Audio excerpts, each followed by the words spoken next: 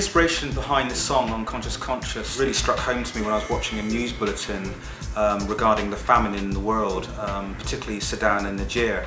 And I just felt like I really needed to do something, and seeing the images, which were quite shocking and horrific, I felt that I really wanted to write a song that reflected those images.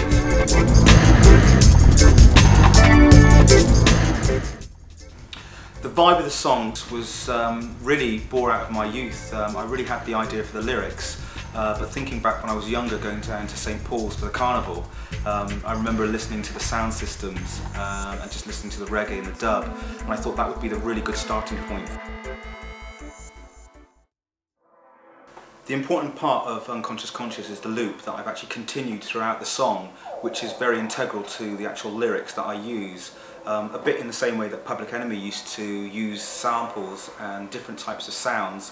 They would actually have them running continuously, but they would get under your skin, you'd remember them. The actual main loop was actually processed through the JV2080, which is here.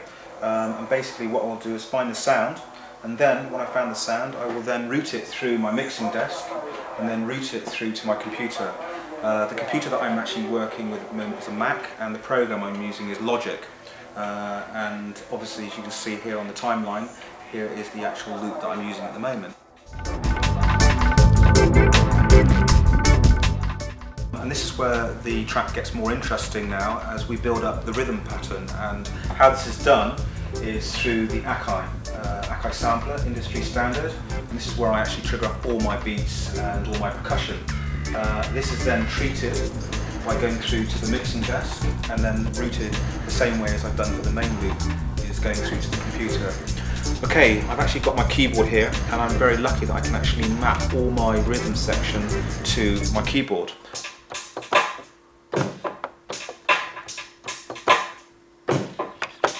The next thing I need to do now is bring in my drummer Math, so we can actually then build up the track with extra layers of drums, fills and different sounds, just to big up the track and make it a little bit more heavy.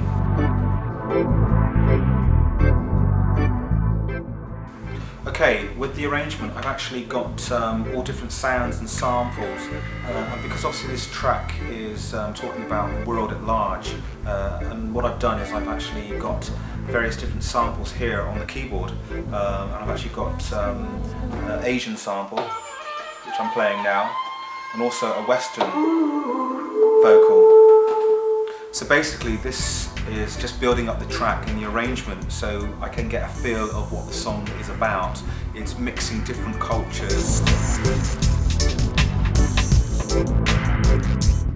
I still use my rap and my rhymes for my background in all my writing. I normally put my words down in a black book, so I can play about with the words and the rhymes and the rhythms. In this case I'll then bring in Louise. I've already worked the melody out for her, so then we can actually then sit down together and formulate how we're going to actually sing the song.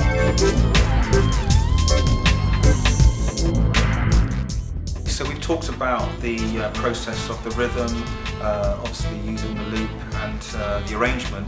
We actually then bring Louise, the vocalist, and then we work out the harmonies and the chorus, so we can then actually build up the picture of how the song is actually going to sound within the arrangement. Okay, the last part of the process really is the most important part. I will bring in my co-writer, which is Jeff Roberts, and various parts and instruments will be played live here at the studio. We'll then bring everybody in to the studio, make sure they get a copy of the CD so they can take that away and learn their parts. Rehearsals are a great opportunity to listen to the track with all the musicians.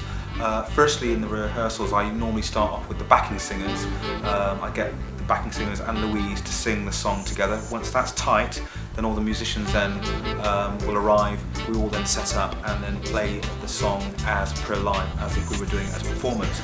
This is a great opportunity at rehearsals because it gives us a chance to possibly work out things that probably we couldn't do in the studio, and also to get feedback and ideas from all the musicians. working on the track like Unconscious Conscious for months in the studio, and then actually being able to take it out to a live audience and seeing how they react, and also working with the musicians as well on stage. There's nothing like working live on stage and getting the buzz and the rush of an audience in front of me. So this is the best part of the actual part of the writing process, the most exciting part as well. So this is the sound of Mellow Star, and you'll be seeing us in a live venue soon.